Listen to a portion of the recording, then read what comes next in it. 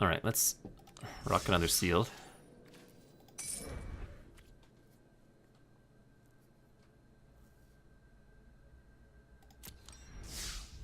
Open sesame. Well, got Eternal Kefnet very strong. There's our old pal Parhelion 2. Time Wipe can be decent. And Fibblefip is a fine playable. We saw Bolus's Citadel's power with a whole bunch of Wild Growth Walkers. No guarantee that it's that strong and limited. And there's the Dreadhorde Arcanist. Let's see what we got. This is certainly the most powerful card among these, and Time Wipe is also pretty good, I think. So let's do our process again. Turn off the land suggesting. So again, we're trying to pick the cards that would draw us into a particular color. This is the best white selection I've seen so far, with the Divine Arrow and the Gideon's Triumph right off the bat. No, turn off the suggest land. We've got all these things out here now.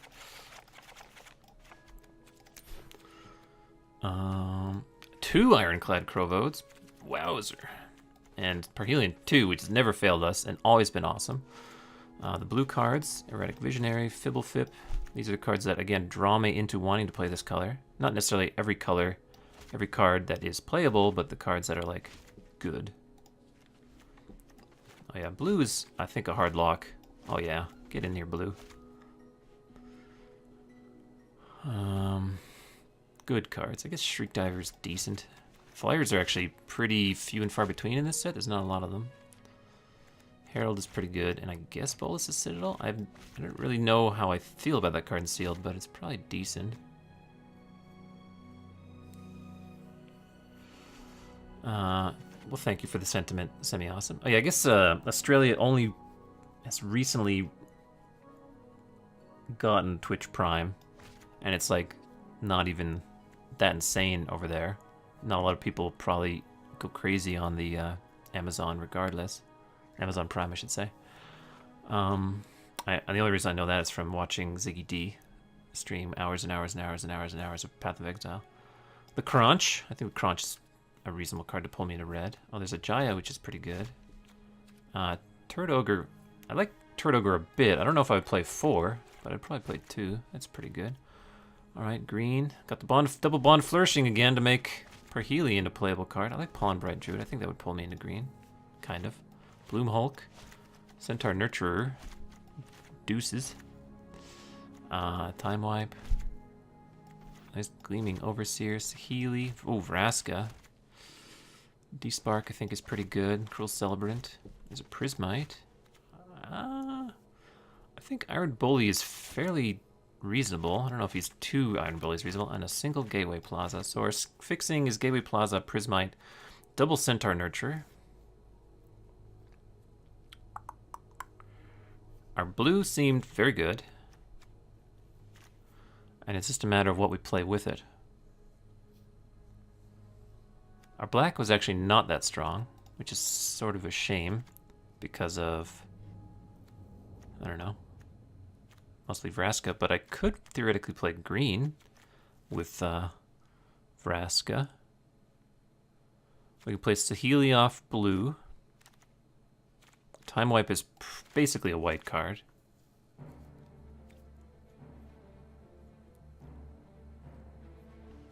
Saheeli is basically a blue card because red really just has Jaya, who is good, but not like cuckoo gaga crazy good.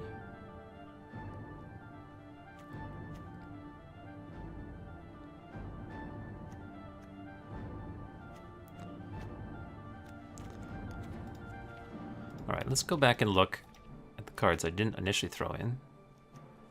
Grateful Apparition should also pull me into white, I think. I don't think Vraska is a win more card.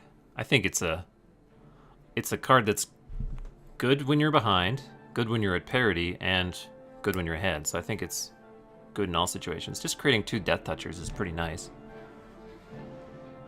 And yeah, if your Death Touchers have the freedom to attack, then the static text matters, but just the -2 ability alone is pretty nice on Vraska. Alright, let's pull down, like... So, I think black as a main color is out of contention here. but maybe I can splash Despark, potentially, if I need to, and maybe Gleaming Overseer, potentially, if I need to. At this point, Vraska is basically a green card. White. I kind of, well, maybe on Battlefield Promotion. I'd play Pouncing Lynx, maybe Martyr for the Cause, certainly the Enforcer Griffin. Various Time Twist is playable, but not like crazy good. Stealth Mission playable. Thunder Drakes, decent. I think Ashiok Skulker is playable, particularly in Sealed. Maybe the Strix, but not a lock. Basically nothing else in black. Red basically is Jaya and nothing else. I think red is basically out of contention. Yeah, they said there'd be a Planeswalker in every pack. I think that was a marketing failure, because clearly there's a Parhelion 2 in every sealed pool. That's the bigger story, if you ask me. EG Proxy, coughing up the free codes for Boros Battalion. Hop on, it's semi-awesome, or anyone else there who's scavenging for free... Oh, 2 Prime accounts. Oh, interesting. And is there a particular reason for that? I found out, it's somewhat of a sad story, but I found out I was the executor for my father's estate. He passed away, oh, your girlfriend. My father passed away coming up on 3 years ago now, and found out after sort of sorting his affairs that he had 2 Netflix accounts. One for Canada, one for the United States, but it turns out you don't need 2 Netflix accounts, you only need 1. So, I basically just told you a sad story for very little value. So yeah, here the question is, do we just play blue-white and maybe splash some black cards? Maybe just blue-white without any splashes? I don't think... Green really just offers Vraska and a Bloom Hulk, so I guess green's out of here. So it's basically Vraska, yeah, and a Bloom Hulk, like I said. So it looks like it's...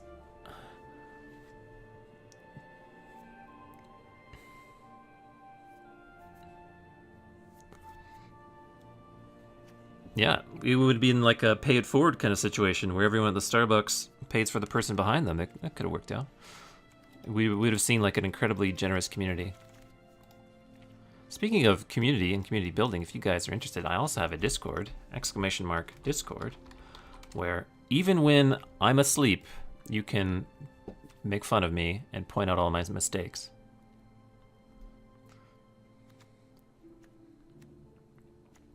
All right, let's line up this sucker and see whether or not these cards are making the cut. Gleaming Overseer doesn't seem like a very impactful splash card, but Despark I could see splashing.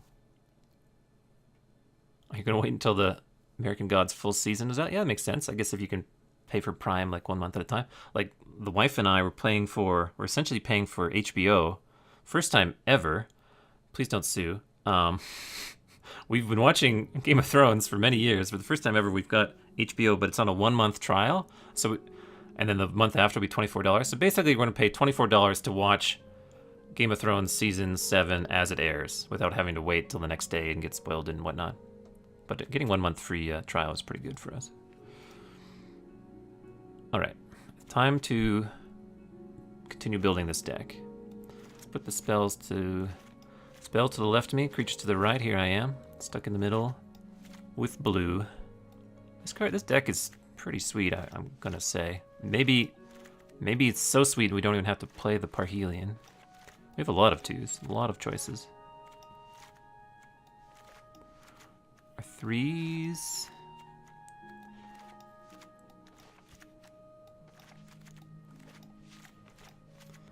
It's 4. Iron Bully is a 3 theoretically if we want it to be.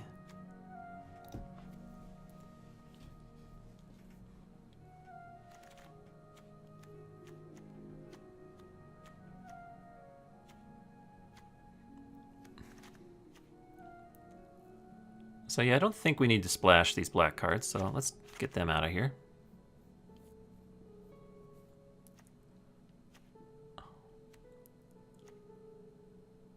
Our 2-drop slot is awesome.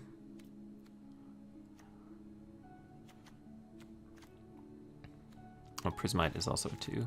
We can get the Gateway Plaza and Prismite out since we're not splashing.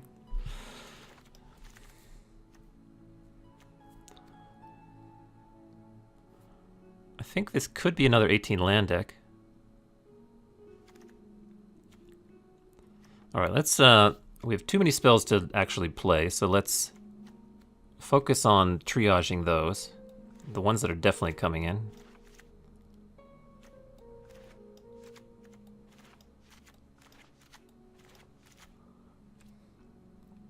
These other 4 are maybes.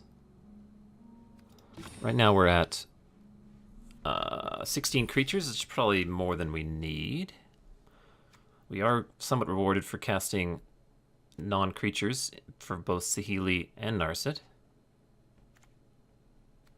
And actually, instants and sorceries specifically are nice with God Eternal Kefnet. Could probably drop a 5-drop, and it's probably going to be the Enforcer Griffin, because we actually have, sorry, the it's certainly not the Skylord, it's one of these two. We're actually pretty good on flyers. Sky Theater Strix, not so sure about.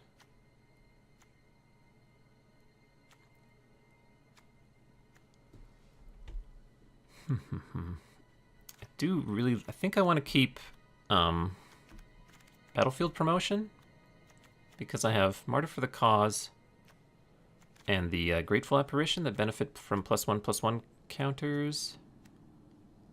Putting the first +1/+1 counter out there. So I think that's coming in. I don't know if I need Parhelion 2. My deck actually seems pretty good. Pretty solid, like, flyer deck that, like, Parhelion 2 would just cause me to mulligan all the time. So I think I'm actually not going to play Parhelion 2 this time, because I have basically a very good, like, draft deck in terms of the curve. So I'm dropping that. I think I can drop Teferi's Time Twist. And Stealth Mission I could probably also drop, because I do have a fair amount of evasion in my flyers. Yeah, Iron Bullies are nice with this Proliferate as well. Oh, you did get gems? Like, we could probably review my tape. It just didn't pop up with gems, but maybe my gem count, like, pumped up. You get 40 gems for additional mythics and 20 gems for additional rares. So maybe you got, like, 40 off the Aurelia and then 20 off 2 different rares.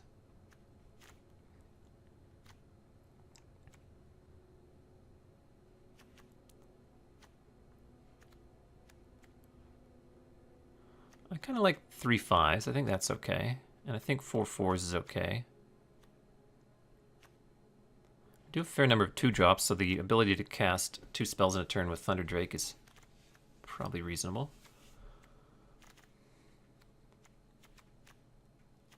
I think it's a 2-drop's got to go. It could be Pouncing Lynx.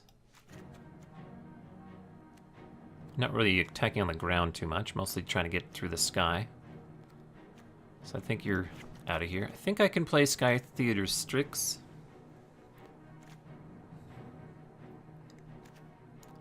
It's not like a crazy good card, but I have 1, 2, 3, 4, 5, 6, 7, 8, 9 non-creature spells that I'm going to be including.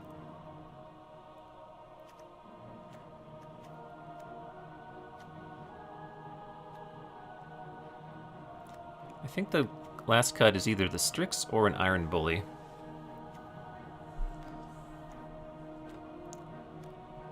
I think the Iron Bully is not a very good blocker, which is sort of what I need to do now, is just sort of block on the ground. It does throw a counter around, but I don't have, like, that much Proliferate. I guess I have the Grateful Apparition and Martyr for the Cause dying.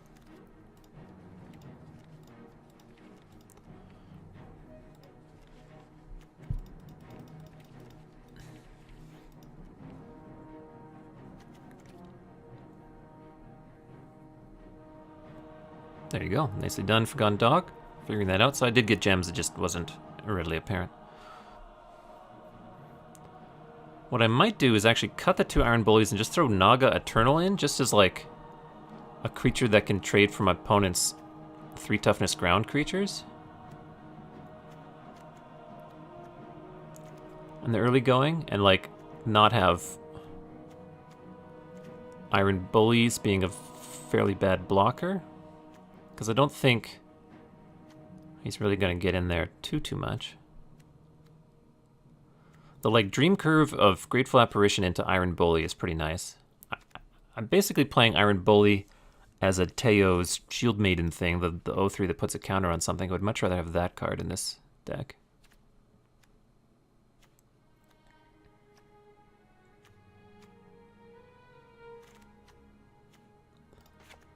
Well, let's play Iron Bully or play Naga Eternal.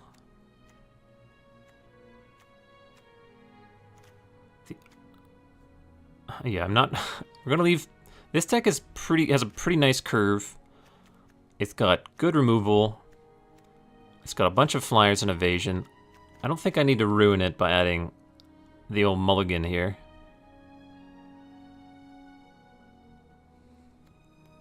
I think the white, it basically has the ability to win plenty of games without needing this. I think the white-green deck we had previously kind of needed Parhelion 2 to win. So that's why it was around. I think I'll go with this. This is 14 creatures. Yeah, Parhelion 2 is in every sealed pool, didn't you know? That was part of the marketing materials.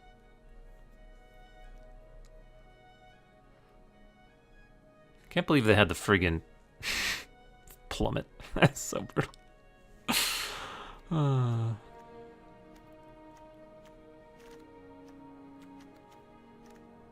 Yeah, this is pretty good. I think I'll rock this. It's possible like one of these cards should be a Wall of Runes. I think I'll just jam this.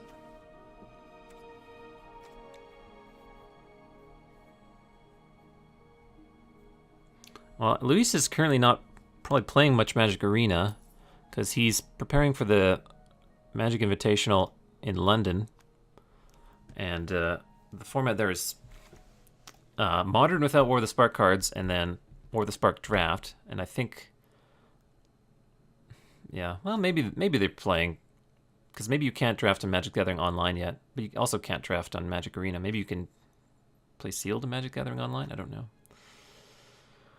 The bot wants to go 9-8 as the split. We do have 2 double blue cards on 3. We have no double white until theoretically 5.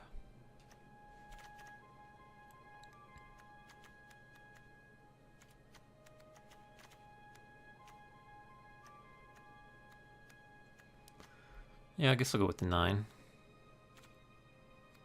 This is a pretty good deck. I just have to avoid ruining it. 1, 2, 3, 4. 4 4 drops, 3 5s, 4 3s, plus all these spells. Yeah, this is pretty sweet. Let's go with this. I'm gonna use, obviously, for my... Oops, no. Obviously, it's gotta be the art, though.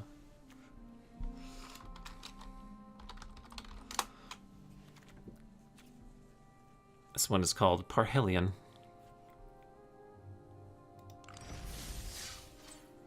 No love for the Wall of Runes.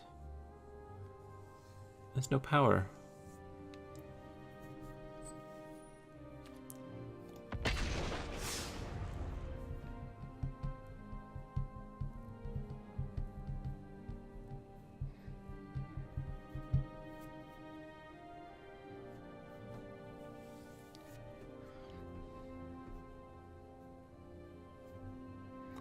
The name of the game for this deck is to just play a bunch of flyers, kill them, and kill their creatures with my pretty decent set of removal.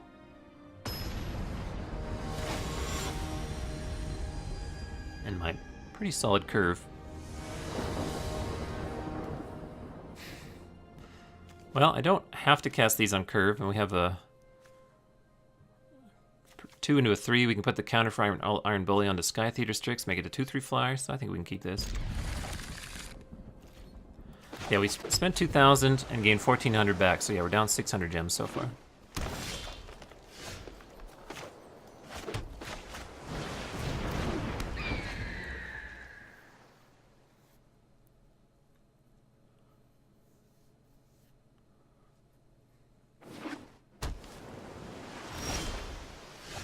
Well, this is pretty good if I can draw a white card.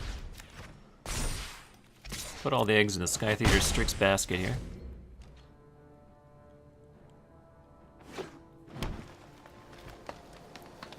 This guy's got Menace, so... Oh, he can't attack. At least he can.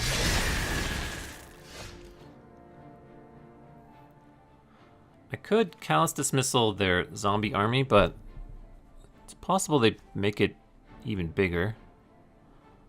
So I think I'll just attack for 2 and pretend I have Crushed Descent in my hand.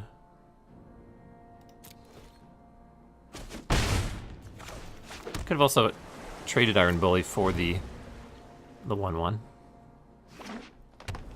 Crush Descent. Pretend I have it. Cast nothing. Play around the spell I don't have. Do. So this is what. So I'm often, if my opponent plays taps with or passes with 4 mana up, I'm always like, oh god, they have Crush Descent.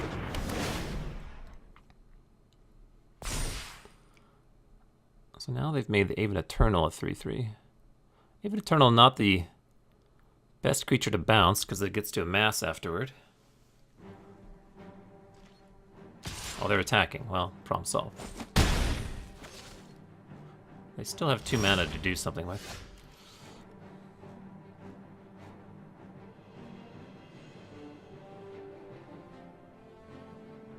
I'm ever so slightly winning this race.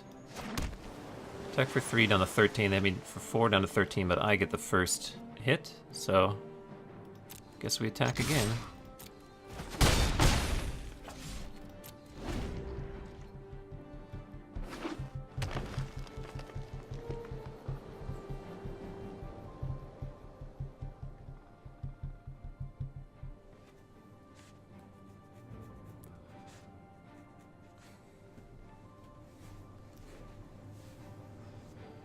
I have access to 1, 2, I believe this taps for 2, yeah. 1, 2, 3, 4, 5, 6 mana.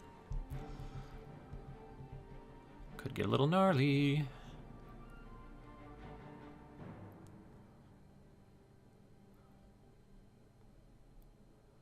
So the worst possible draw at this point are more white spells. Actually, no, I'd say more islands are the worst possible. Then more white spells. Then I'd happily take blue spells, and then be very excited to get plains. What's the new mana dork? Yeah, basically 2/1 with hexproof. Or if you want to fix colors, there's Prismite. For 6 mana, I'm not too worried about a Vivian's Grizzly, although they could do the fight spell here. No, it's more New Horizons. I think interesting.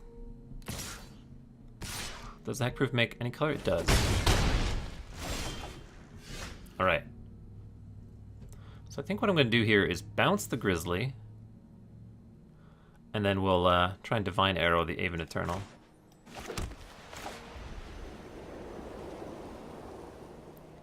Well, what I could do is... No, here's what we're going to do. Well, we're going to bounce something, I think. And then we're going to play Grateful Apparition.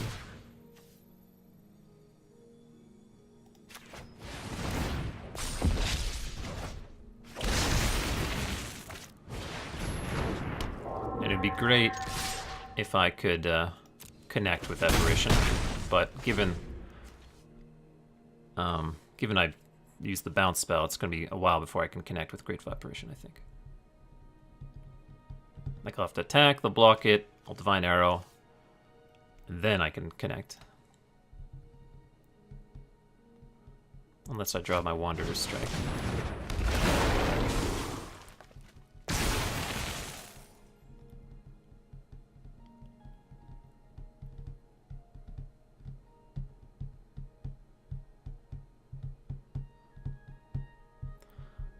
Another plane so I can cast 2 white spells in a turn would be alright as well. Or I would happily accept Wanderer's Strike. They're in the tank here, which may mean they have the fight spell. They were pretty confident about the race before. Or they could just be redeploying the Grizzly.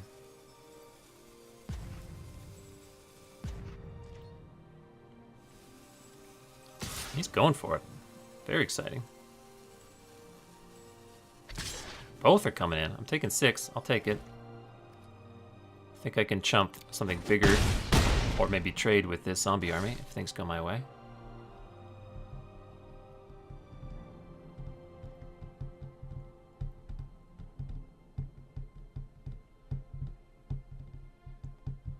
Uh-oh. Okay, making that into a 1-1. Alright, no proliferating. But that was a pretty good draw. Let's see.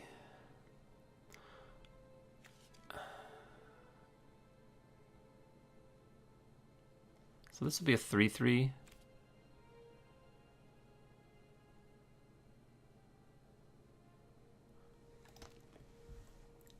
It'll be a flying 3-3. I have an easy chump here. This can block there. So basically if they have giant growth, I would let myself die to Aven Eternal. Instead, I could just hold up Gideon's Triumph. Or Divine Arrow. I think I'd go... Oh, and this is not all my mana either.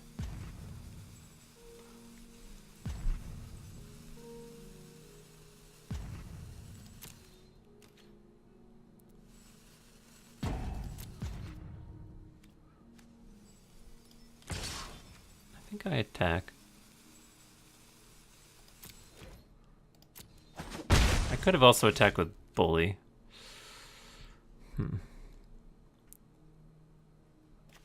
Let's go for the Skylord. I'm all over the map here. Hey, Carter. Sealed events. No, this is not the first one. We're on to the second sealed. We managed to go 4-3, although, well, maybe I spoiled it for you, but there's still the VOD. Should be unmuted if you wanted to go back and see it. Detail by gory detail a little bit later when I have to end a little abruptly to go pick up the wife from the bus port. Spoiled, I'm sorry. But yeah, this is a new one. We also have a Perhelion 2, and this... Yeah, we did resolve Perhelion 2, this is true. We also have a Perhelion 2 in this deck, but we ain't playing it. I'm just going to chump with the textless Grateful Apparition here.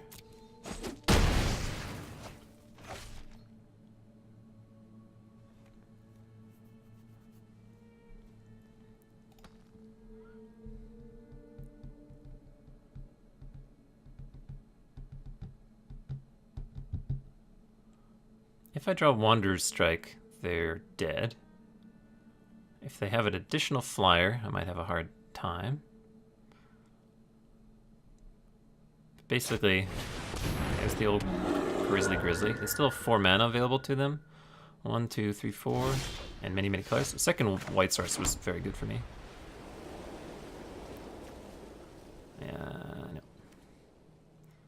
So I think... if I attack with both of these, I can jump here, block here. Yeah, let's attack with both.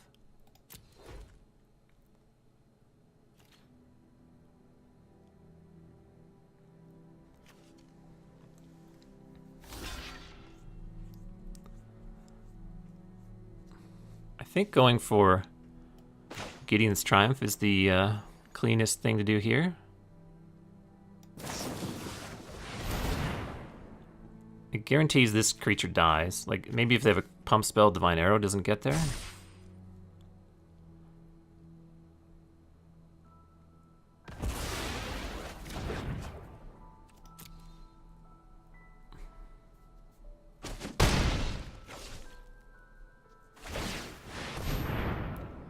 See what they see with Vivian's Grizzly. Nothing.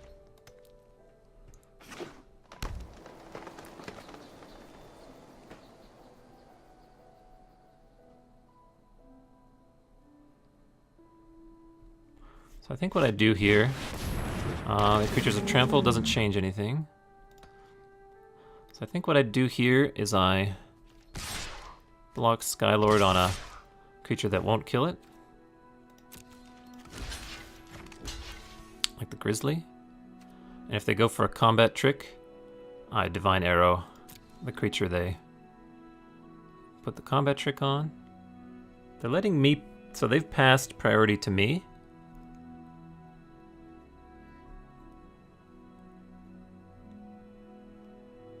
And they can't Vraska's Finisher me. This has me taking going to 1.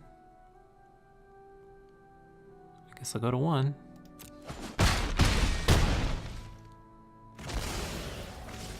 Alright, then concede, okay.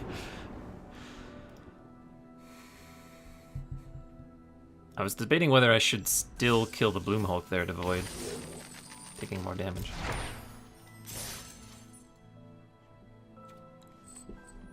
Just going to adjust this ever so slightly.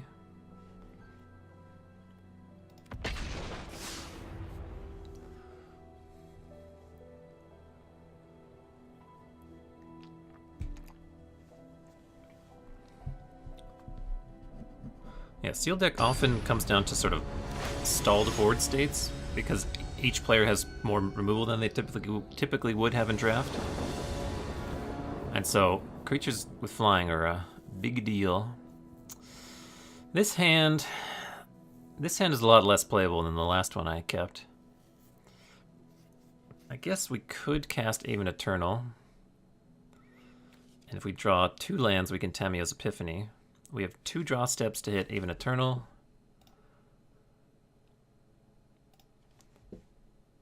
Or the 3rd land for Aven Eternal. The old hypergeometric calculator coming out. I should know this number by now, but let's see. Population size 33. There's 15 lands remaining. Our sample size is 2, and we need to hit 1 to hit Aven Eternal on the play. 71%. We do need to hit white mana at some point. Let's give it a shot.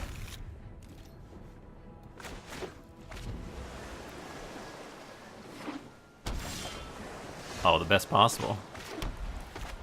But now we get to grow our zombie into a 2/2. As long as they don't play something that can block this.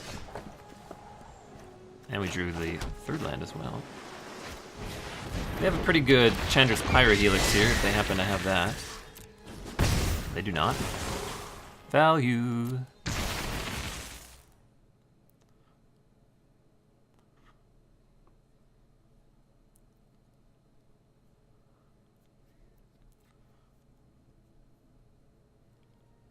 If we can get a counter on this Grateful Apparition, oh, then we're really doing it.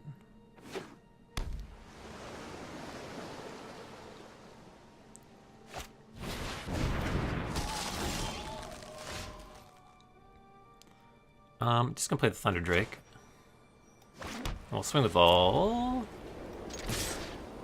to bluff. This is one of those turns where they'll probably just block because it took a lot longer to decide on my play. And it'd be nice to do Martyr in the Cause plus some other spell to get a counter on it before we get to proliferate again. If they play something that can block all these sort of relatively small flyers, then I'll Tamiyo's Epiphany probably and start looking for something. Are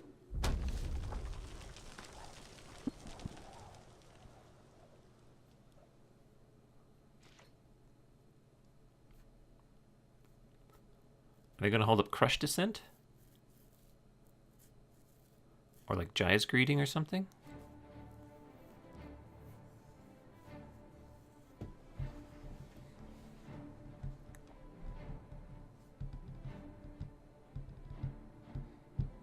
Might have to play in a Crush Descent a little bit here.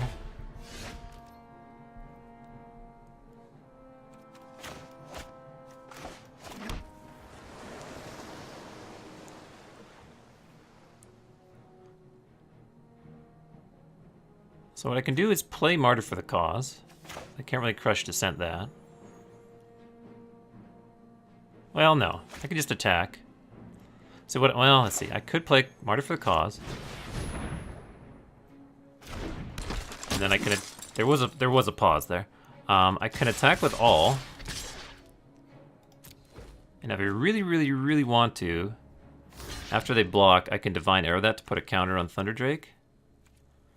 But that's probably not necessary, and that would let them Crush Descent the Divine Arrow and make a 2/2. If they do something before combat damage, then I can Divine Arrow the Spellkeeper weird.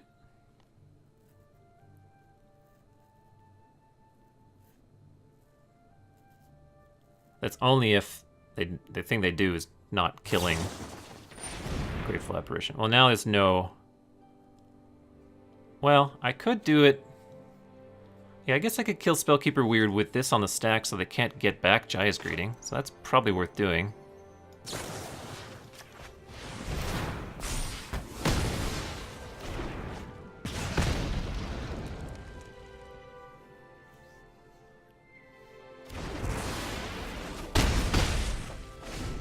So no more, like, free win, which is what we were sort of headed for before.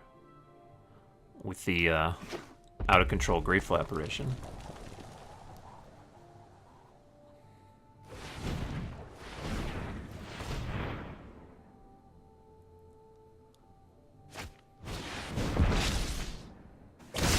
So they discarded a Honor the God Pharaoh to play another Honor the God Pharaoh. Not enough to block what I got going on. I think we'll lead with the Tamiyo's Epiphany here. And if I find a 2-drop, well, we're going to bottom all this junk. And we'll draw Eternal Skylord and a random card. I just got Eternal Kefnet, so I don't get a counter on Thunderdrake, but that's okay. This is pretty sweet all the same. I will play the land because maybe it matters.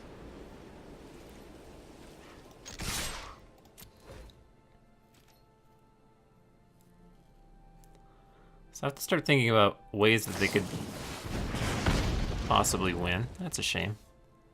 Eternal Skylord is going to make that bigger.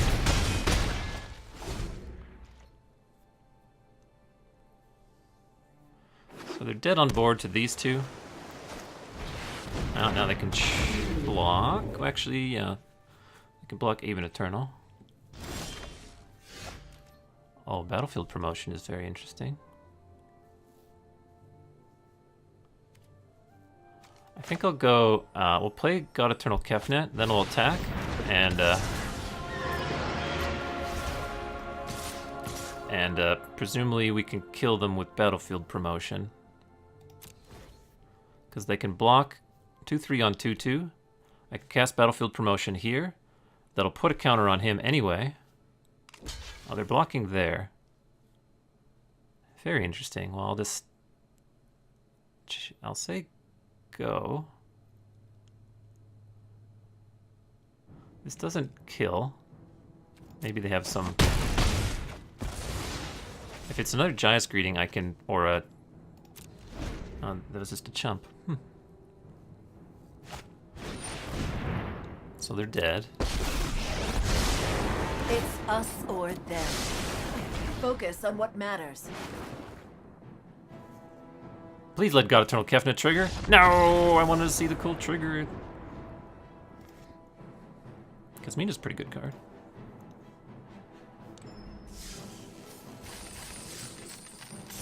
The other upside of having all these flyers is means Planeswalkers are quite a bit easier to deal with.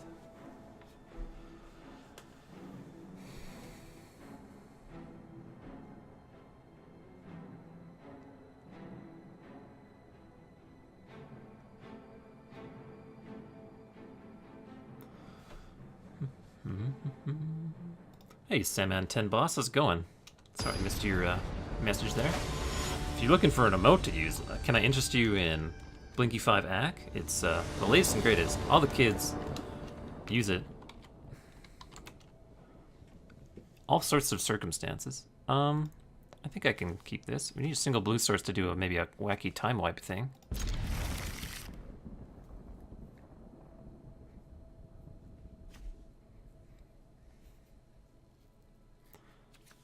Don't really want to Iron Bully Martyr for the cause, but I might.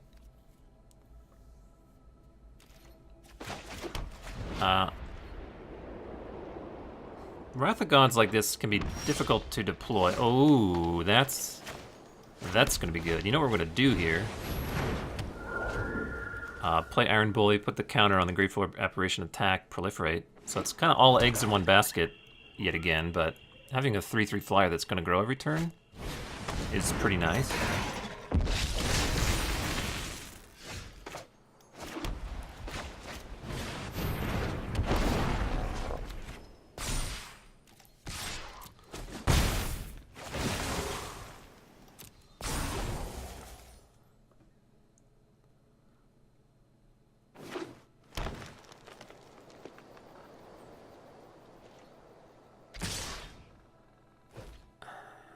So I could play around Liliana's Sacrifice by not trading the Bully for the zombie army.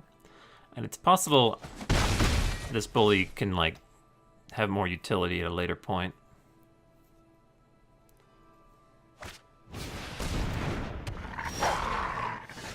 Divine Arrow is pretty decent.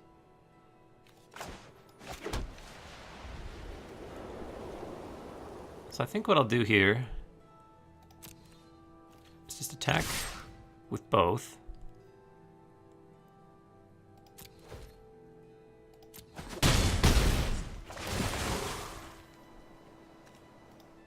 Oops. Submit the one. I think I'll just...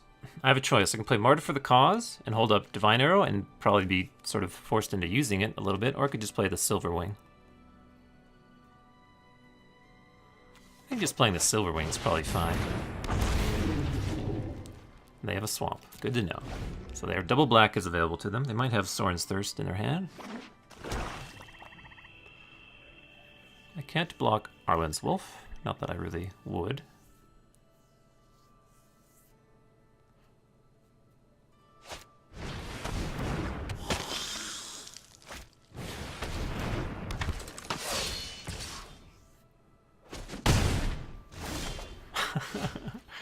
That's certainly an option. Forgotten Dog says, next time you look at their top card by casting a Sihelius Silverwing, you should use an emote. I did turn off emotes because they mostly just annoy me. So if I attack with both flyers, that would deal 6 to them, putting them to 8, and then this would grow to 5 power, and I would have 7 power, so I'd be a point short of killing them. Whereas Sihelius Silverwing is basically my best blocker. Although, if Martyr for the Cause dies, that's an additional proliferate, and then that would be lethal. So maybe we play for Martyr for the Cause dying. And in fact, how does it...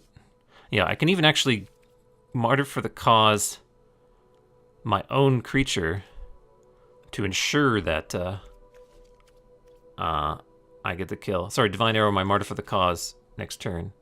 So yeah, let's go for the attack.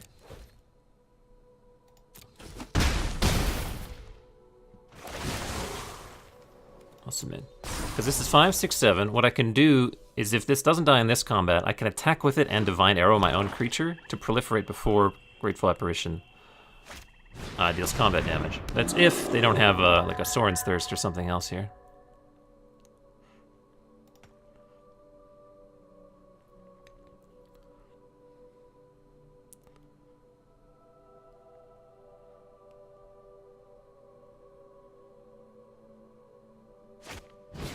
Well, they have the Sorin's Thirst, so I do get the proliferate, but they gain the 2 life.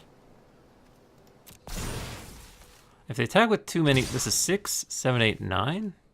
So I'm a point short of killing them, even with the Menace.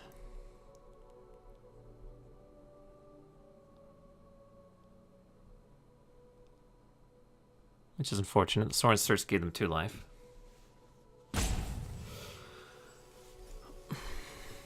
So I guess what I'll do is we'll go to Iron Bully on the Opportunist, and we'll Divine Arrow the 3/2.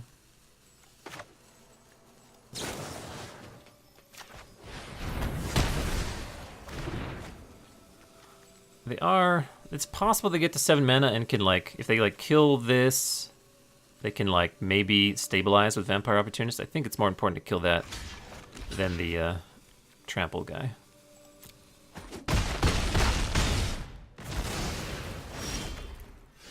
All right. I think I attack with both. 6, 7, 8. Yeah, to put them... Well, let's see. This is 1, 2, 3, 4, 5, 6.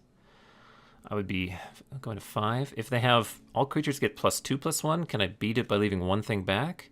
Maybe block this. I would take 1, 2, 3, 4, 5, 6, 7, 8, 9, 10. Yeah, I guess I can play around that by putting them to 4. This doesn't play around a single removal spell because they can kill Grateful Apparition. So I think attacking with both plays around commons, and leaving one back plays around uncommons. I think playing around commons is smarter by attacking with both. Because like Spark Harvest on my Grateful Apparition, and then I can't actually kill them next turn.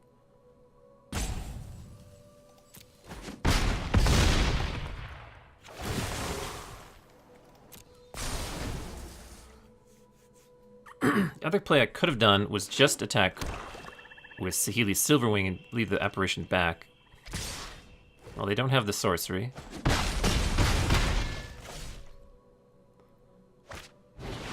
Okay.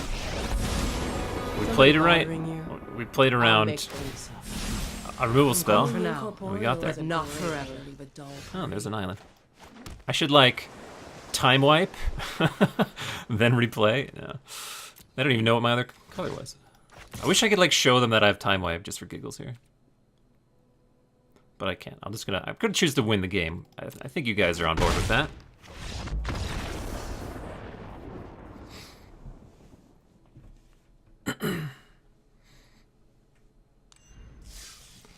If you're looking for the Discord, why, you can hit this link. And let me know if that...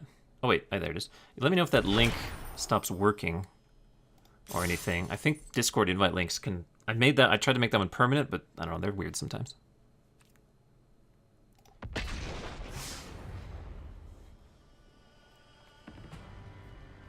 The nice part about having like a proactive deck with cheap cards means even when your mana base doesn't quite cooperate, you can still win the game. Like I didn't have a blue source until the end of that game and we won.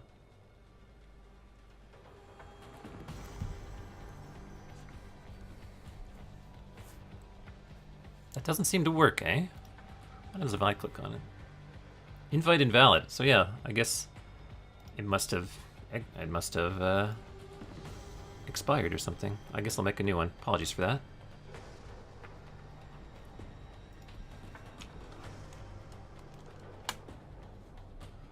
I'm working on that.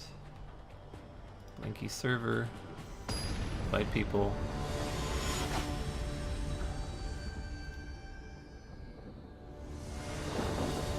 Never. Generate. Copy.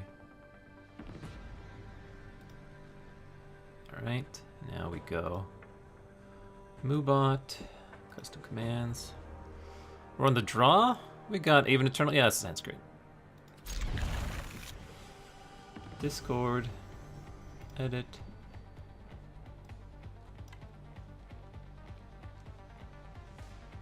Save. Alright.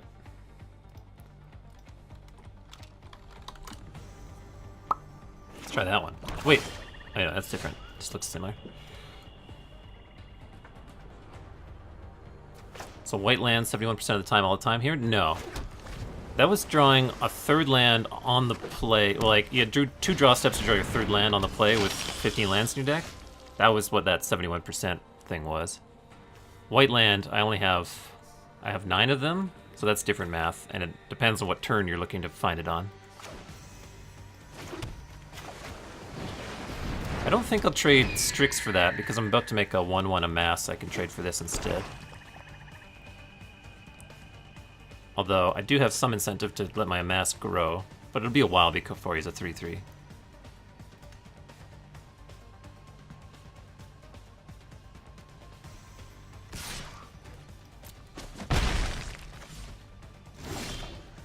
Ooh, baby. No reason to play the Aven before attacking, so I'll just attack. And I guess I don't need to show the planes right away, so I'll just play the Aven turn. Let me know if that link works. Alright, it didn't attack with the guy. I didn't want to trade. So I'm just going to play friggin' God Eternal Kefnet here. That seems pretty good. It is a creature. I'll just play it free combat, doesn't matter.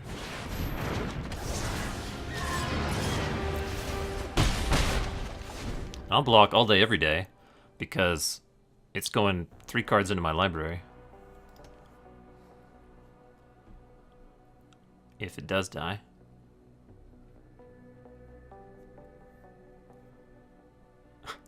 Judge Greg says, that worked. Your profile pic reminds me of Holly from Red Dwarf. I haven't... Red Dwarf is the, like, Simon Pegg British comedy, right? I think that's Red Dwarf. Or maybe I'm mistaken. Oh, that was an easy victory. Or am I thinking, like, something else? Red Dwarf. No, I'm way off, aren't I? Red Dwarf is a different British sitcom, not with Simon Pegg. I'm thinking of, like, Spaced or something like that. Yes. Season 12. Wow.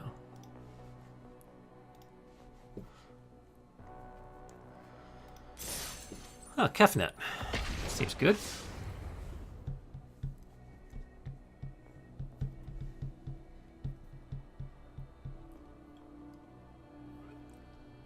Well, if we keep this pace up, we might be able to sneak in another sealed before I have to drive away. Let's see. I'm gonna pick her up at 2:30. I have to leave here at like 2:10. It's currently 5 to 1. So I have an hour and 15 minutes. That's probably enough to like build a sealed and maybe play a couple games, but not probably not finish event unless I 0-3.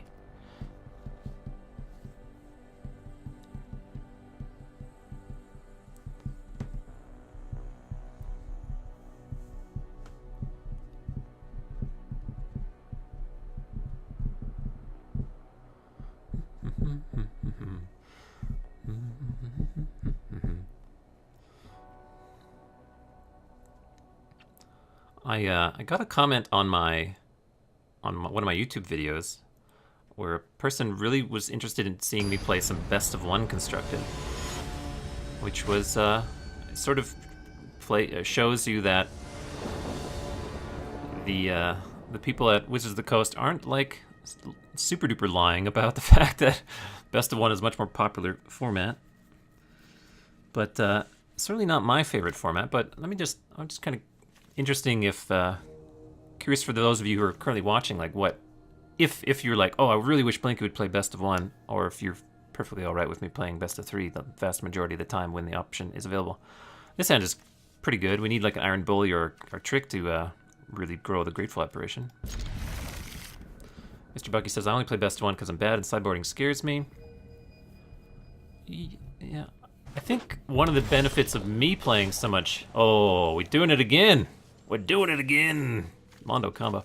I think the benefits of me playing best of one is that it maybe will ameliorate some of the fear. Yeah, and like maybe make you guys more comfortable. Please don't kill my apparition. I've got combos I want to pull off. Doo-doo-doo-doo-doo. Uh-oh. If they have Chandra's Pyrohelix, they get to get me a little bit here, but I'm gonna go for it.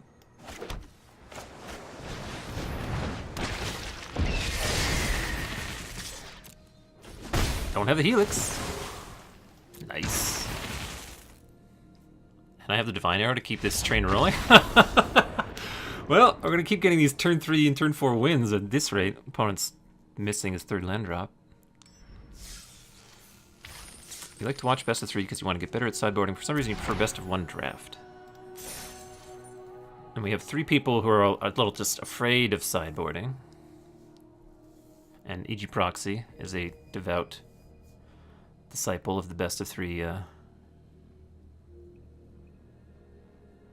Judge Grace says, I disagree, best of 1 is how it was originally played. Yeah, I guess way back in the day. How did you start playing Magic right at the inception? Like back in 1994 or 95, Judge Greg?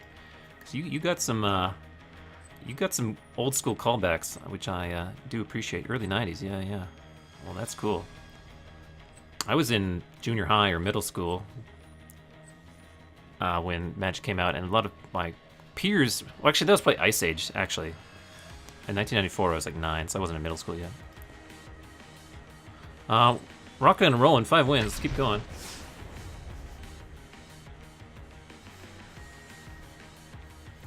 Also, you don't have enough wild cards to make a legit sideboard for any of my decent decks. You'd be surprised how good some of the commons and uncommons are, but I know common and uncommon, or common wild cards in particular, don't exactly flow like water, because they don't. There's no common wild cards in the vault.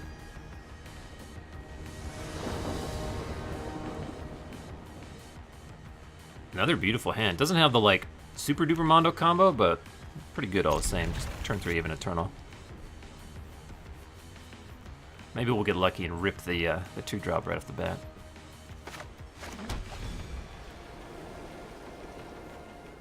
Or like, okay, we got the island. All we need is the Kefnet.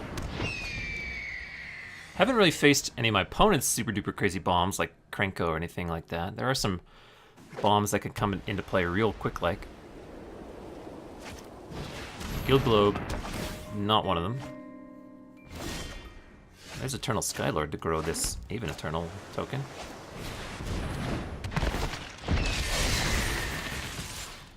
If I could have something to do next turn, I'd be ecstatic, because right now I have no plays I can really make.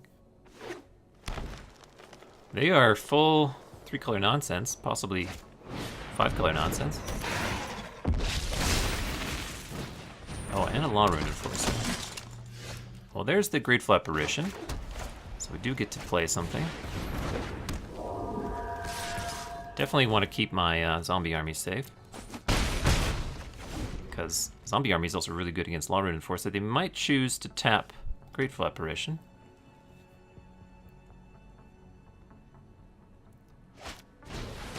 Lazotep Reavers galore. No, nothing. Well, now I just get to fly high in the sky. This is an insane curve, by the way, and my opponent's missed 2 land drops. So they're gonna tap. Yeah, they feel like they have to tap the Grateful Apparition, but they're just taking oodles of damage.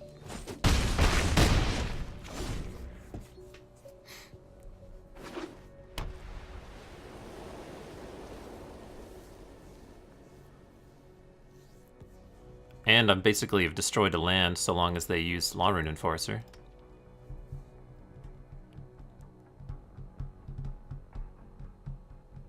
There's no like black.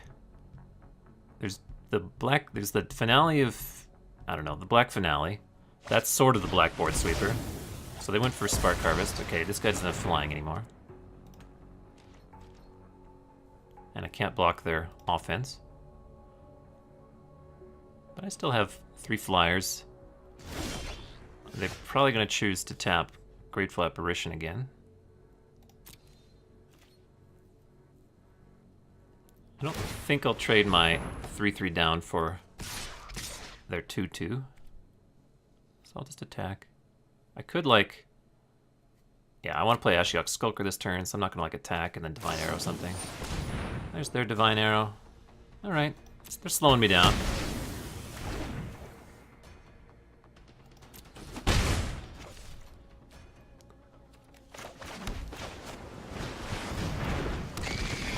Yeah, Magic really got a boon and a large growth spurt when the people who were young when Magic hit its pretty high popularity then aged into like adults and had enough money to throw around to actually play Magic even more.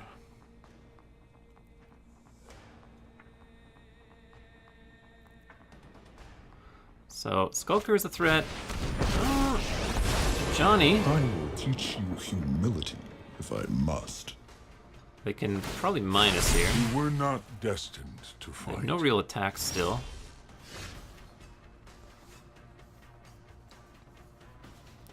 Skulker can... Well, let's see what they do. I guess So I don't have enough mana to play Saheeli to grow Sky Theater Strix. So this is interesting.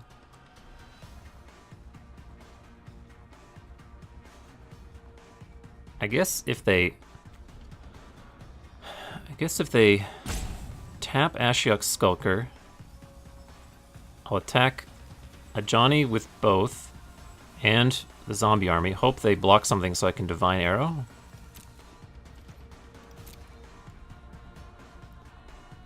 And I unfortunately miss out on a Saheeli trigger. Alright, these both attack. And this attacks you.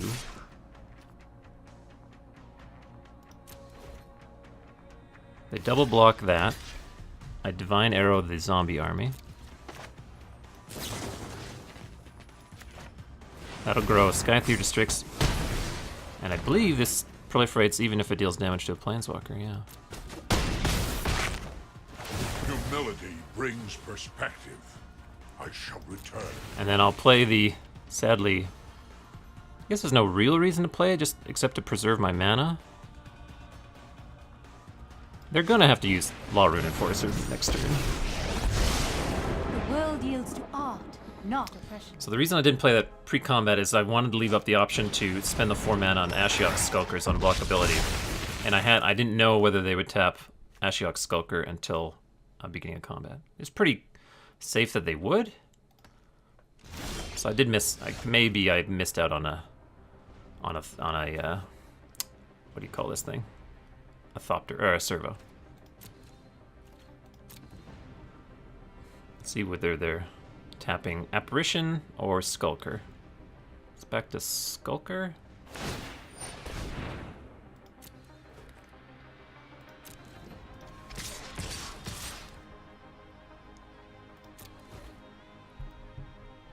They just straight chumping.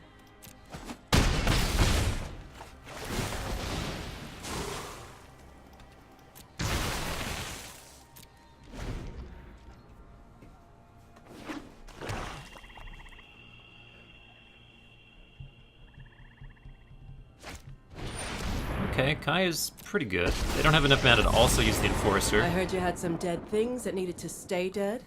So we'll see what Kaya kills. Okay, it's my army.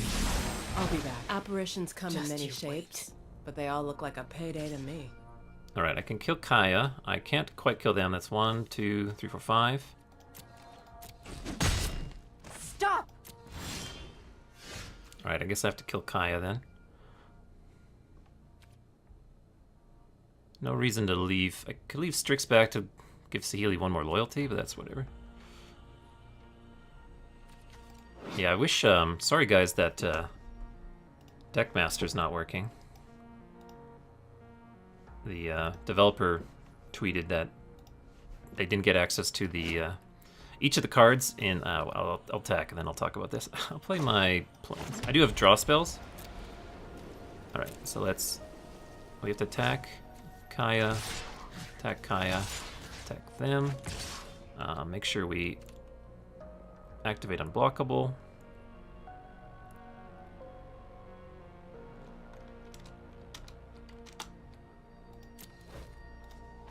Right, now that's done.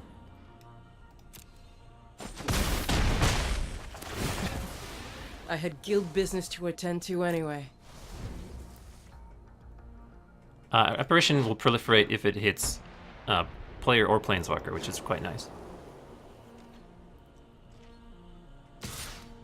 Surprising that the Law Rune Enforcer is attacking. That means they're playing a 7-drop this turn?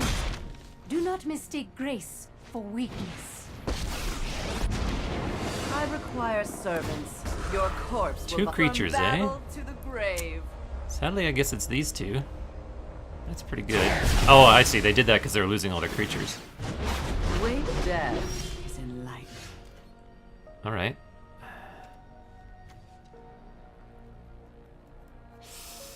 I guess we should probably kill Liliana, just in case one of the 2 spells they drew. Did the sealed packs all have planeswalkers? Yes. I didn't go through them, but yes. So I could go for killing them over the course of 2 turns and hope that of the 2 cards they just drew plus 1 more, they don't have a removal spell for this, and then, or I could just try and kill Liliana right now. It's probably safer to just kill Liliana.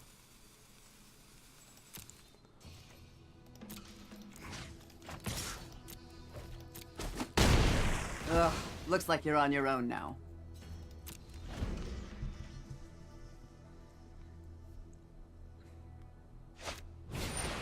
All right, we we done played around the card real good like. I still have Kefnet. We got Scry 4 draw 2. Vampire. I'm at 20. Be nice to play something so this guy doesn't just get to kill Saheeli. I suppose I could Gideon's Triumph that. A Thunder Drake will do.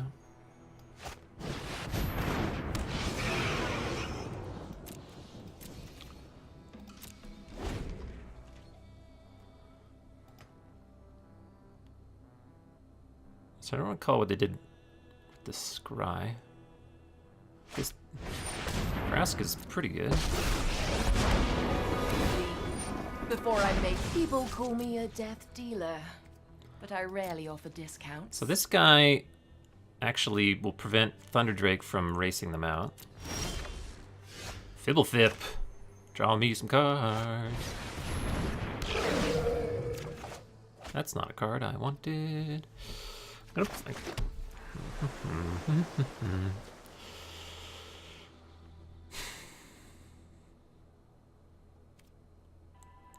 I guess I'll attack Vraska, keep them off an additional 1/1 Death Toucher. Like, this thing's going to keep them alive, so Thunder Drake attacking them doesn't have a whole lot of value. Oh, curses, that hurts. And I can actually, if they attack with both, I can Gideon's Triumph after they declare attackers, but before blockers, to make an additional servo.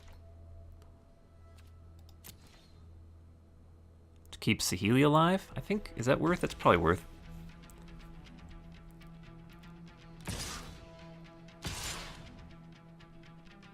I really want Vampire Opportunist to die the most.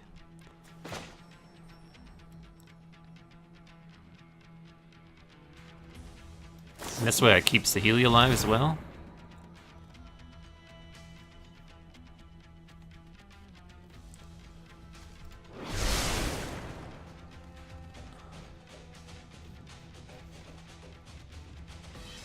I'll probably trade Fibblethip for Vampire Opportunist because the servo has the value of potentially becoming like Thunder Drake or something. I wonder if they'll use the... yeah, they're going to use that.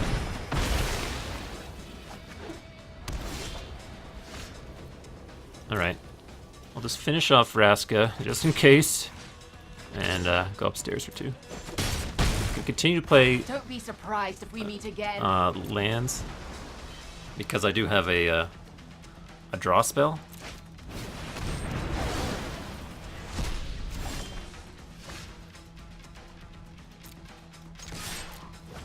This can only kill creatures, right?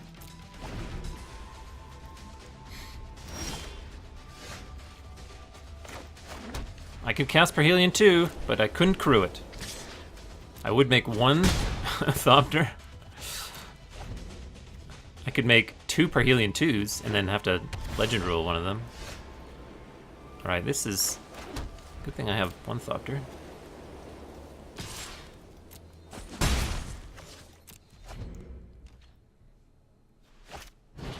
Charity Extractor. There's Erratic Visionary. I think I just kill this.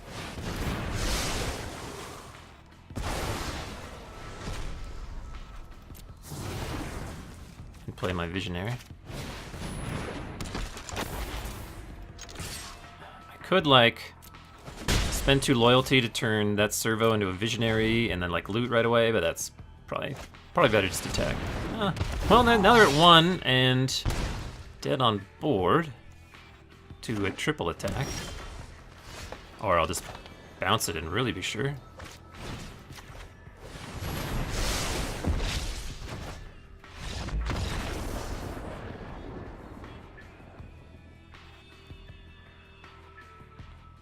I think Mr. Bucky may have to use Spoiler. If you go Spoiler...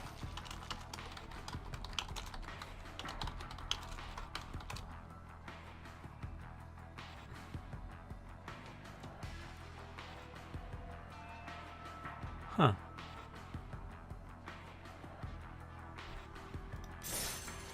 Semi-Awesome has a... Oh,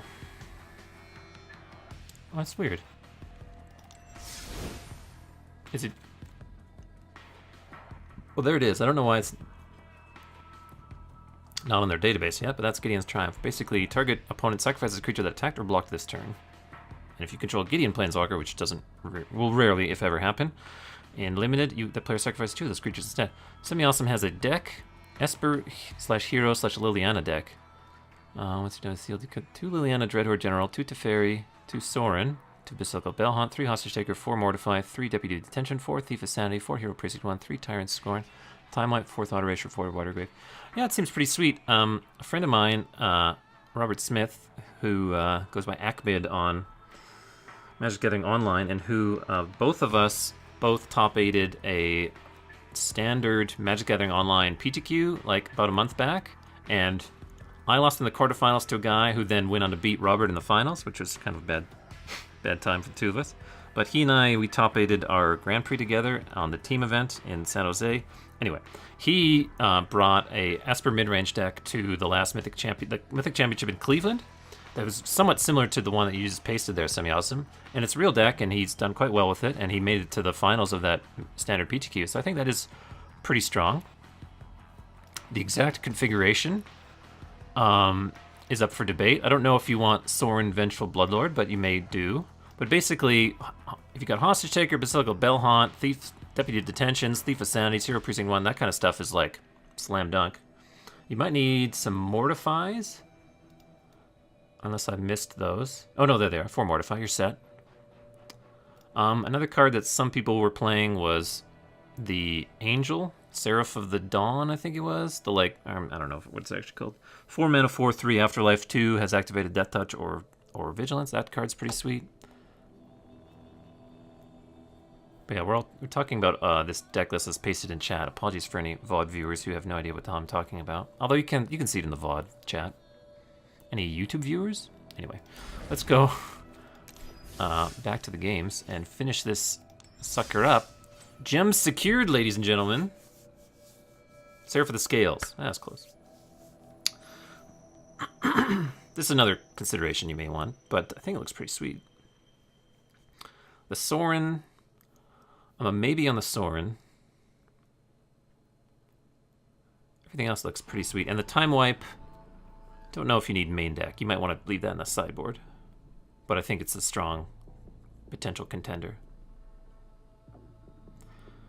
Yeah, we need another like explosive turn 4 win maybe. Because although we have 3 shots of getting the last win, I think we got this.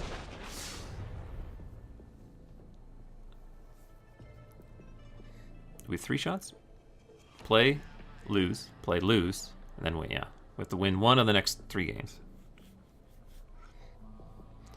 Yeah, I think for Sorin you could consider that, what's it called? Seraph of the Scales, that's a potential option. Maybe just some Vraska's Contempts or some way to deal with opposing Planeswalkers directly.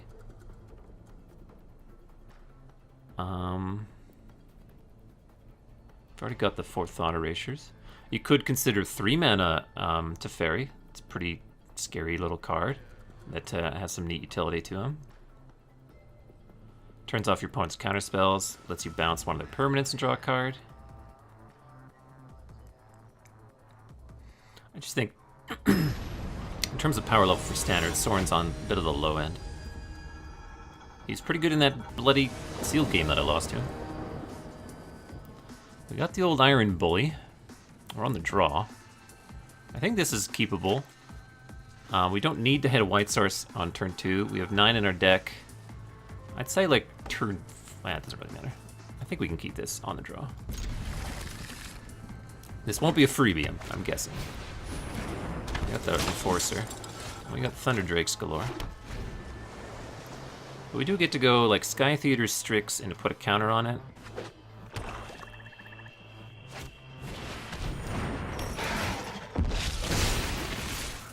Opponent is out of the gates reasonably. I think I go for the Strix instead of the Martyr. I can still block everything here with Strix.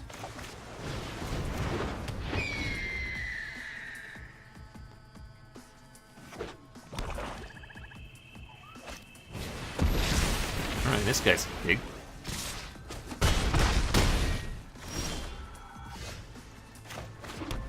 Now I guess I put the counter on the bully itself.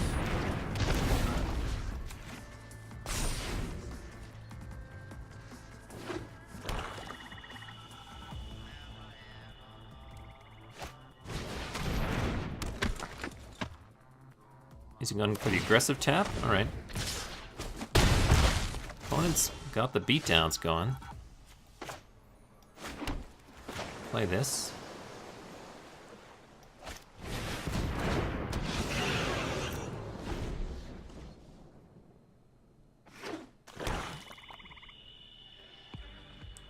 If they just like Spark Harvest something, they're gonna go for the tap. If they let me trade with Rising Populace, I'll happily do it. I think I want to do that rather than block Lazotep Reaver. I think, yeah. Hopefully this works out. If they have a trick here, we're probably too far behind. At least it's not a trick that, like, this is not like Battlefield Promotion, which I've got. Alright. I think I want to continue slamming blockers here. Opponent's down to 1 card. They get to tap this thing, attack with all again. Maybe.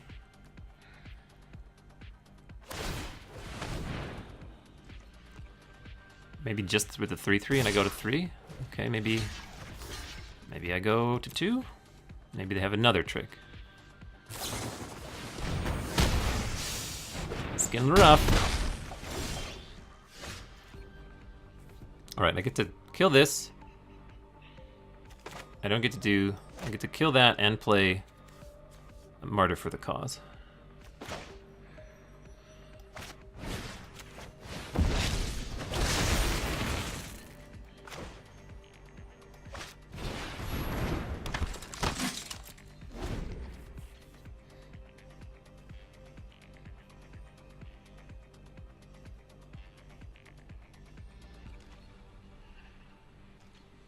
So now they could be patient and tap one of my creatures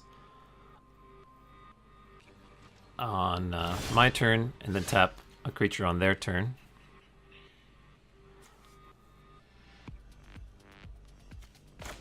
So I have to keep adding creatures to the board.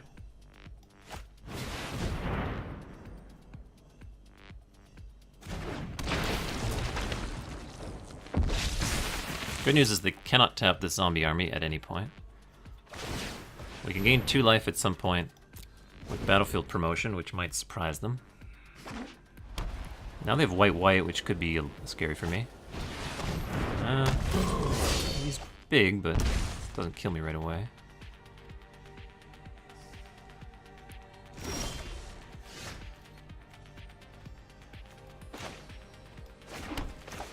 Alright, they can't tap too much stuff.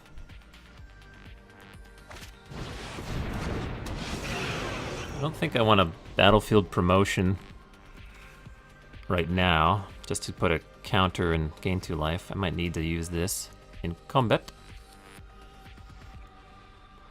I guess I say go. On their turn, they can continue to get aggressive. Yeah.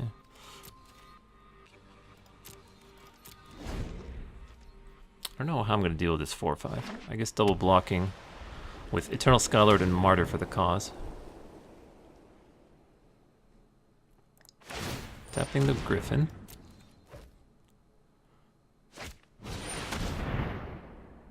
Alright, so each get to pick a creature we control and sacrifice the rest. If I keep... Yes, if I keep the zombie army, it'll be a 4/4.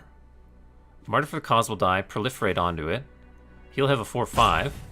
Or wait, he can keep Rising Populace, that'll be a 5/5. So either way, this is fine. This is very bold of them to go for a single combat when they're like pretty close to being ahead. So I get the proliferate. Cement. He attacks, thinks I have to chump.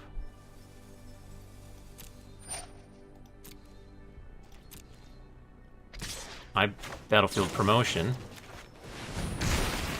First strike this biatch down. And now I am way ahead.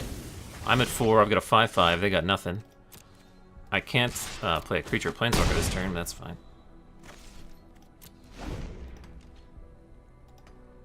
Whew. And then I've got the Time Wipe. Well, Time Wipe does not work well with a zombie token.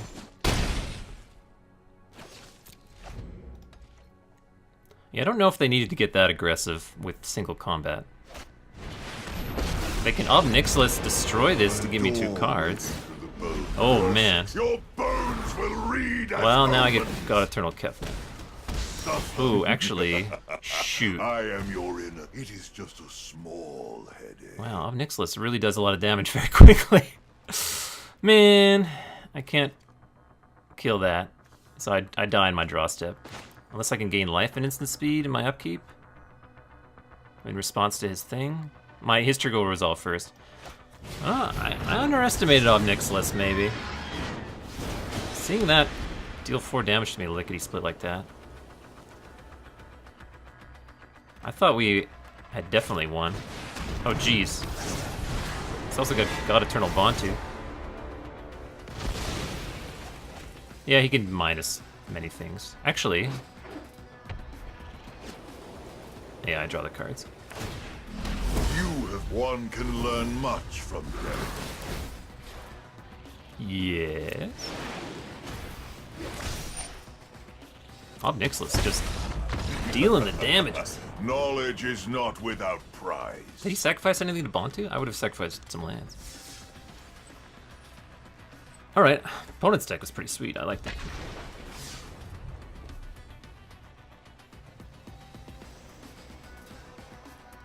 I think in order to manage expectations... Oh, you did? Nice. Manage expectations, I will state that I won't have time to play another sealed, but I will have time to build another sealed.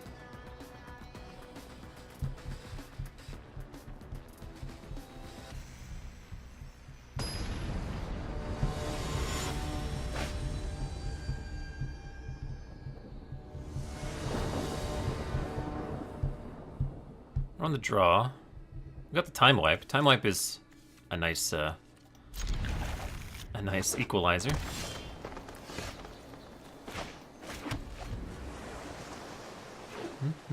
What I could do, well, it depends how exhausted I am, but after I pick up my wife and come back, I could probably just start streaming again and go a little bit longer. That is always a potential. Then we got Saheeli.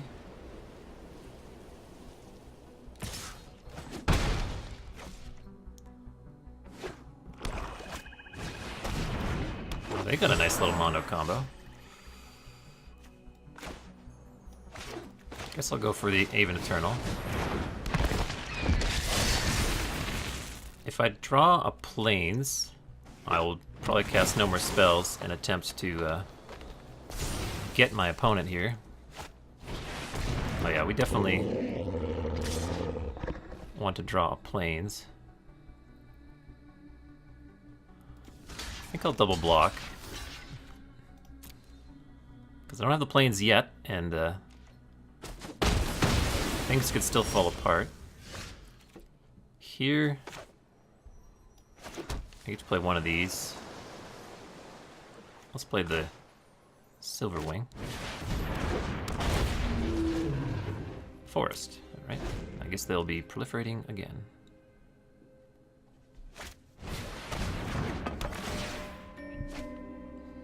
So, clearly don't have a 5-drop to play, or if they do, it's multicolors. I will offer this trade. He's a big lad. So... they must have drawn that off the Guild Globe, because I think they had an opportunity to... This thing is Trample. This could be rough. I need to draw. Now I need a Plains. Narset doesn't help you find one.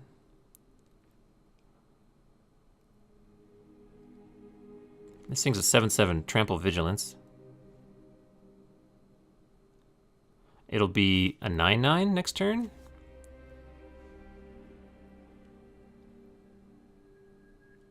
Maybe I'll play Narset just to maybe get them to attack Narset. I'm sure I'm gonna see 4 Plains. Oh, there's a Wanderer's Strike. Okay, I've got another out. just drawing any land now, I can survive the Mowu offense.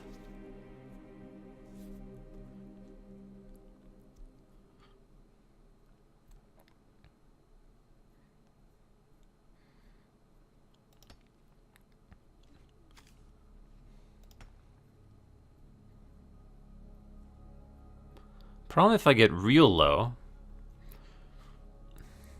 it's like I get the time wipe, they get the first crack at playing creature. Then I play a creature, so he's eyeballing that Narset. Kind of hoping Narset gains me like 9 life right now. They've seen the removal spell. They also know that I've missed a land drop. They could just send, yeah, Evolution Sage there. I guess I'll play to keep Narset around. I could chump here, take only 4, go to 7. Then I'd have to cast 2 things. I'd have to go, yeah, I think we block here.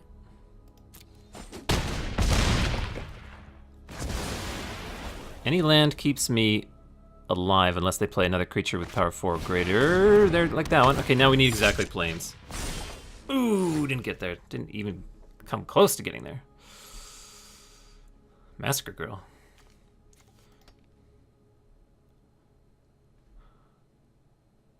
Guess we'll minus. Hone your prowess. Ooh, actually. Huh.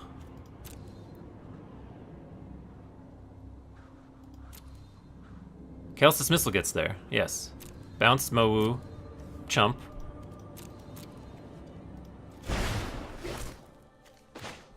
Good old. Glad I kept Narset alive, I guess. This thing, wait, this thing has Menace, though. Okay, I can bounce Mowu, chump, or Battlefield Promotion my creature, gain 2 life.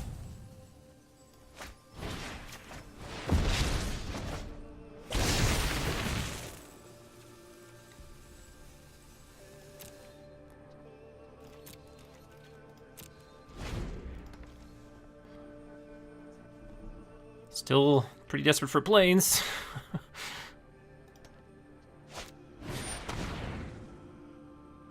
Okay, I still have to do this to gain the 2 life. Maybe they don't realize their guy has Menace and don't realize I'm already theoretically dead on board. Because they didn't need to do that. Okay, I need exactly... Because they can still cast Mowu, so I need exactly planes here. Planes or death. Oh yeah! Oh yeah.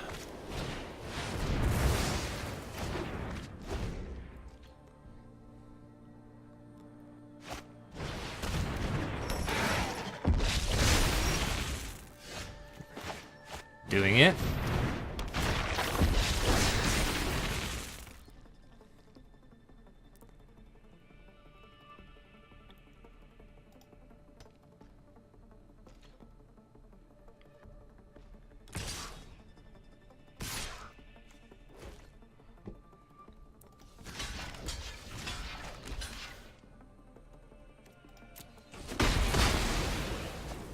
Gonna be Vraska's finisher on something?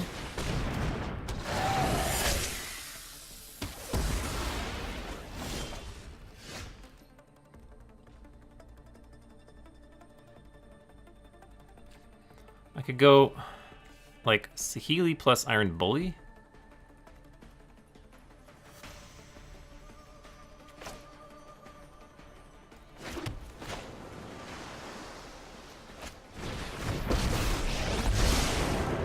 To marvel at my masterpieces.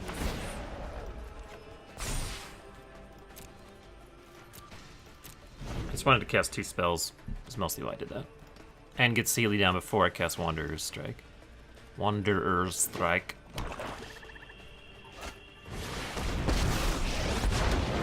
Friend. At least they're 2/2s. Oh yeah, they're 3/3s because of her static.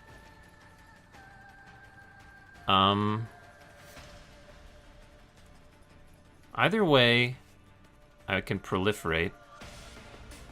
I have to block this.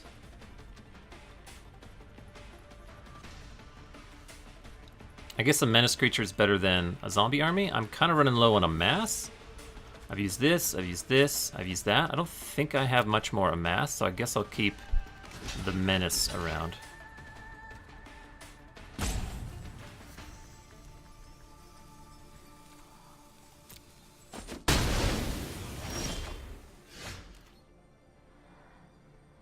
So yeah, I'm gonna Wanderer's Strike the wolf. We'll proliferate all my stuff. We'll attack Arlen. So she can only make one more wolf. I guess Challenge accepted. I could -2. I've already got enough spells to cast, so I think I'm gonna leave Narset around. What kind of card draw does black have? Guess I'll leave Narset around. I already know what I'm gonna do next turn. It's basically gonna be Thunderdrake plus Fibblefip. So I'm not in a rush to use Narset. And maybe the static ability turns their stuff off for a turn.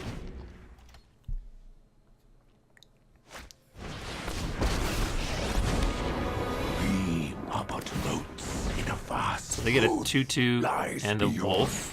Vision. So now I might. Brave now, Pop. Oh, that one's only a 2/2 at least. Alright, now that Ugin's out, I may. Luckily, all my creatures are colorless. I may actually go for Narset.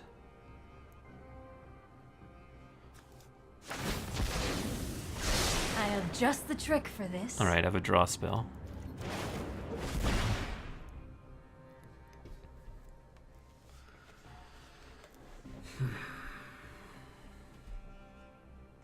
Like, I could turn this into this for the turn. I could turn this into this or this for the turn.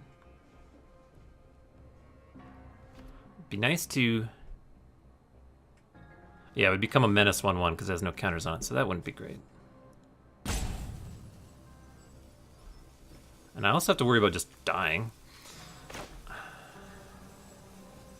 I think I go... Thunderdrake. Well, I start with... No, I have to go Thunderdrake first. If I want to put a counter on it. And I Fibblefip. Play my land because we got this Tamiya's Epiphany coming up. I could turn this Servo into Thunderdrake. It would be a 2/3.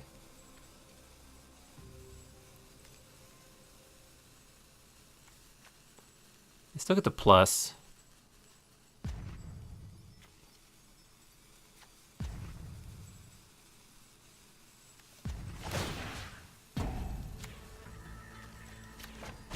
I know how to stop you.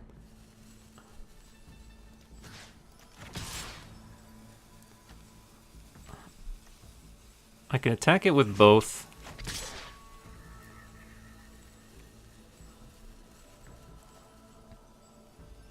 I can trade Spirit for Iron Bully. I think just attacking it with the 1 is fine. Having 2 nice blockers for these 2/2s feels good to me. I don't normally do this, but while editing this video, I had another look at this turn and found a much sweeter line of play that I couldn't help but point out. Let's jump back to the start of the turn to go through what I should have done this turn instead. The best line of play for me was to 1. Play Thunderdrake. 2. Turn Iron Bully into a copy of the Thunderdrake with Saheeli's -2 ability. 3. Play Fibblefip the Lost. Fibblefip would be my second spell of the turn, and it would put a +1/+1 counter on both the real Thunderdrake as well as an additional +1/+1 counter on the Iron Bully that is a copy of Thunderdrake until end of turn. That would mean that Iron Bully would be temporarily a 2/3 flying creature with 3 +1/+1 counters on it, giving it 5 power and enough to fly over and finish off Ugin. This would leave me also with 3 blockers and an additional counter on the Iron Bully for posterity, and then with no Ugin in play. Alas, I discovered this line too late, but that's the life when you're playing with new cards. Let's continue from here. It was not wise.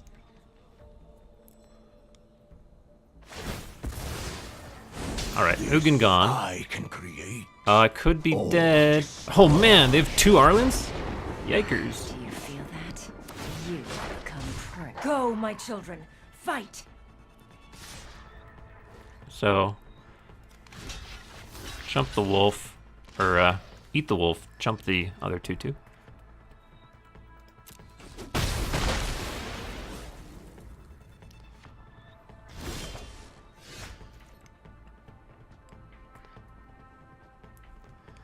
So I could ensure that Arlen dies, but then I would die, so that doesn't seem great. I guess we start with the Epiphany. That makes another servo.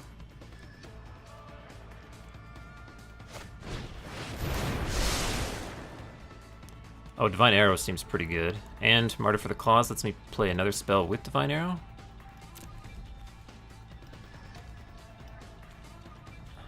That seems good.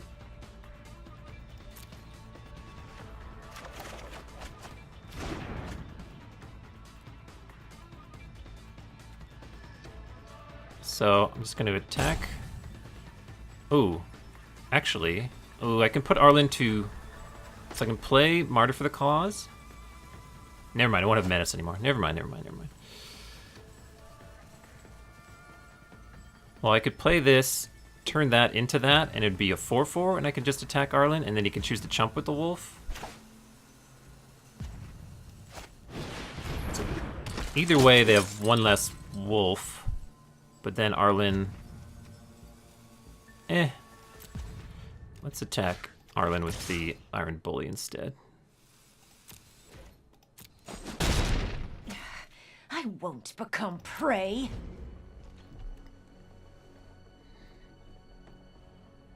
So I get another 2/2. This is your hunt now. Attacking with the squad.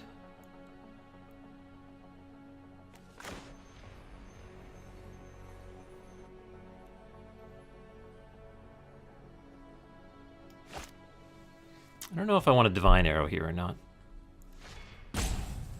Could Divine Arrow this, make another servo and like double block Spirit.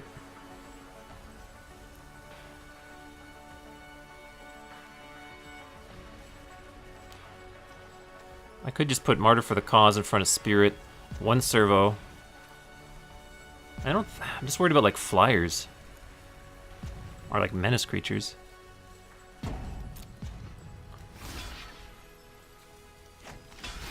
Let's try this.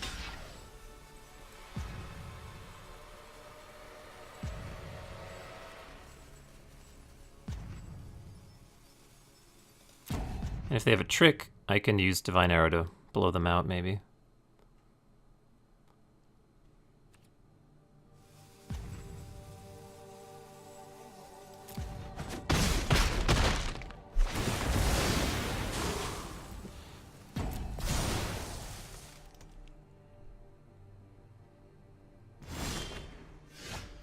Alright, so I can play Skulker and Heretic Visionary and hold up Divine Arrow.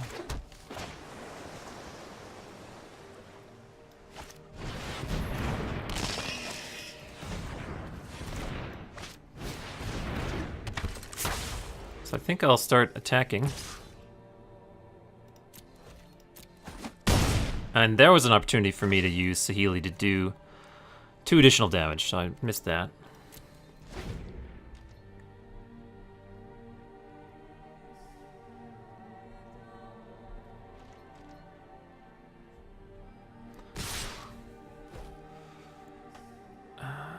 I think I'm going to keep this thing alive as long as possible to deny them the card that's underneath it. And we'll go for a 2-for-1 here.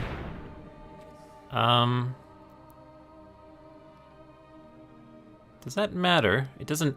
Well, if they do that and then lead with another trick, then this could be bad. Because then it'll be indestructible and my Divine Arrow won't do anything. Like, all this does is keep this alive, but... Guess I'll go for it. Get another servo out of the deal. Now, if they play... Well, they would have played their Shriek Diver if they had it. Having this guy back to like block that perpetually is kind of nice. I think I want 2 blockers, Servo and the Visionary. So I'm not going to turn Servo into anything. So I'm just going to hit him for 7.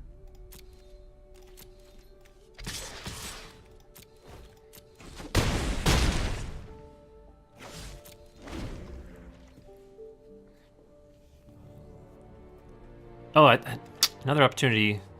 Missed 2 damage, but I can do it this next turn.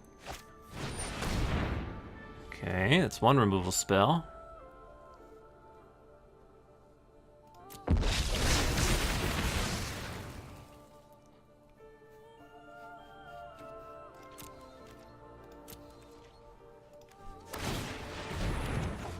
Oh, then is the God Eternal. Oh, actually, 5, 6, 7, 8, 9. Okay. So I can turn this into this and go for... If they have another creature removal spell, they would have used it. So I think I turn Iron Bully into Skulker, give them both unblockable, and kill my opponent. Because that's 3 plus 3 is 6, 7, 8, 9. It's exacties.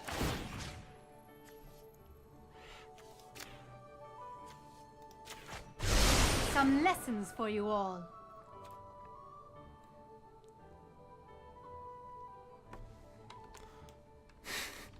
Hey.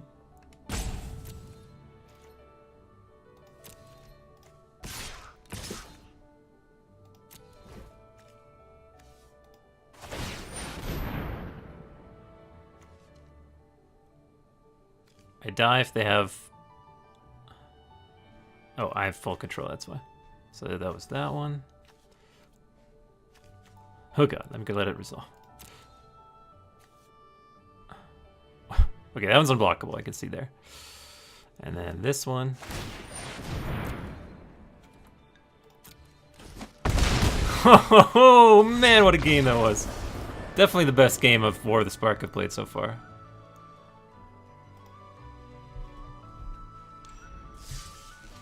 That was sweet.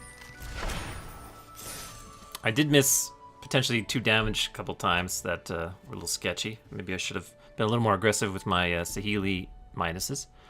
But, wow. Wowzer. Why didn't we make them unblockable before combat? The only reason I did that, and I don't know if there's a card in the format, is if you... Because you have the opportunity, and it's just sort of like technical play, always, if you have a creature with an activated ability that you want to use before they can block, it's always right for you to attack with it first, because if you activate in your main phase or in beginning of combat, and then they like have some spell out of nowhere that can tap your creature, then you've sort of spent mana for no benefit. So it's the correct play technically. There is the downside that on Magic Arena's interface, you could like screw up somehow and like click something wrong or something like that. So that's why I did that, to basically play around them having some sort of crazy tap effect that they would not have the mana to cast. But it's just a good habit to have. Although again, I'm possibly playing into making a bad misclick. But 7-1, not bad. That was a sweet game. We beat that was 2 Arlens, an Ugin, a Mowu was a 7/7 Mowu with the Evolution Sage to continue to grow it. Yikes, that was sweet. If you enjoyed this video, please like, comment, and windmill slam the subscribe button above to see more like it in the future. Thank you so much for watching. You can find me streaming Magic Arena every weekday morning at twitch.tv/BlinkyMTG. Hope to see you there.